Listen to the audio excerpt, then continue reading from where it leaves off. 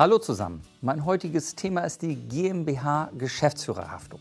Klar, GmbH heißt ja Gesellschaft mit beschränkter Haftung, haftet beschränkt. Aber wissen Sie, der Geschäftsführer, der kann auch haften, parallel zur GmbH. Und heute werde ich mit Tietje das Thema Haftung des Geschäftsführers näher beleuchten. Mein Name ist Thomas Breit, Steuerberater aus Hamburg.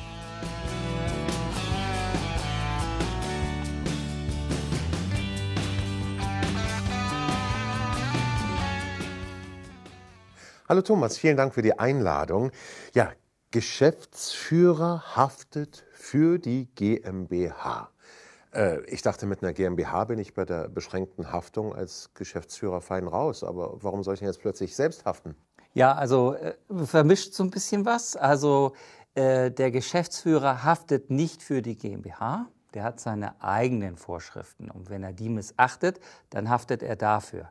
Die GmbH befreit den Gesellschafter hauptsächlich von der Haftung über Verbindlichkeiten, Steuerschulden und so weiter. Aber der Geschäftsführer, der hat Sorgfaltspflichten, der hat Informationspflichten an den Gesellschaftern. Wenn er diesen ganzen Pflichten nicht gerecht wird, dann sagt der Gesetzgeber, naja, du kannst jetzt hier nicht eine Haftungsbeschränkung vorschieben für die GmbH. Du bist doch derjenige, der es in der Hand hatte. Da musst du auch dafür gerade stehen. Okay, aber wofür haftet denn dann die GmbH selbst überhaupt noch? Ja, die GmbH ist natürlich für alles dann noch haftbar, haftet beschränkt für Verbindlichkeiten, Steuern, Sozialversicherung, all das ist schon eine beschränkte Haftung.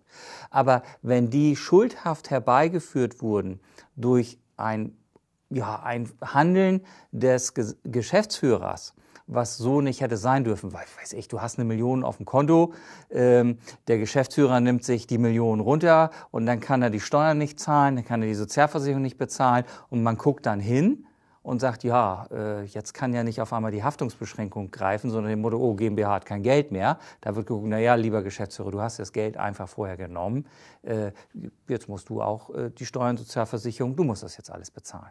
Okay. Ja. Gibt es denn auch sowas wie eine gesamtschuldnerische Haftung? Also dass jetzt zum Beispiel ein Fehler der GmbH passiert, für die aber letztlich ja der Geschäftsführer verantwortlich ist, aber beide quasi in der Haftung stehen?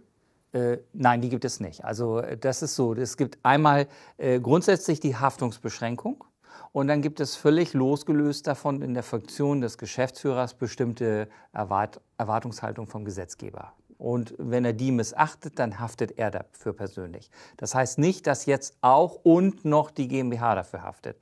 Da steht er alleine für gerade. Und für alles, was der Geschäftsführer nicht zu vertreten hat, dafür steht dann noch die GmbH. Also haftet die GmbH doch beschränkt für sich? Ja, für sich. Okay, haftet denn der Geschäftsführer auch gegenüber den Gesellschaftern? In gewissem Umfang ja, oder ja, sogar vollständig. Es kommt drauf an. Der Geschäftsführer ist verpflichtet, den Gesellschaftern die ganze Zeit darüber zu informieren, wenn Wagnisse eingegangen werden, wenn bestimmte Sachen im Geschäft passieren, muss er den Gesellschaftern das, ohne dass er darauf aufgefordert wird, mitteilen. Er muss auch Auskunft erteilen, wenn die Gesellschafter das abfordern.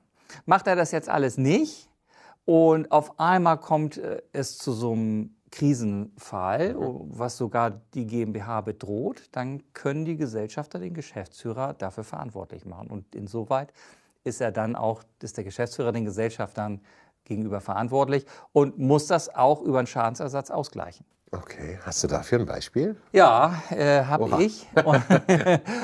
Und zwar geht um eine GmbH. Die haben 3 Gesellschafter und vor 6 Jahren haben die 3 Gesellschafter gesagt, die waren auch mal alle 3 Geschäftsführer.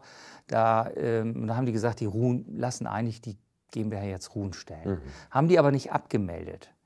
Und dann sind 2 Geschäftsführer raus und sind nur noch Gesellschafter gewesen. Und da war jetzt noch ein Geschäftsführer und zu dieser GmbH.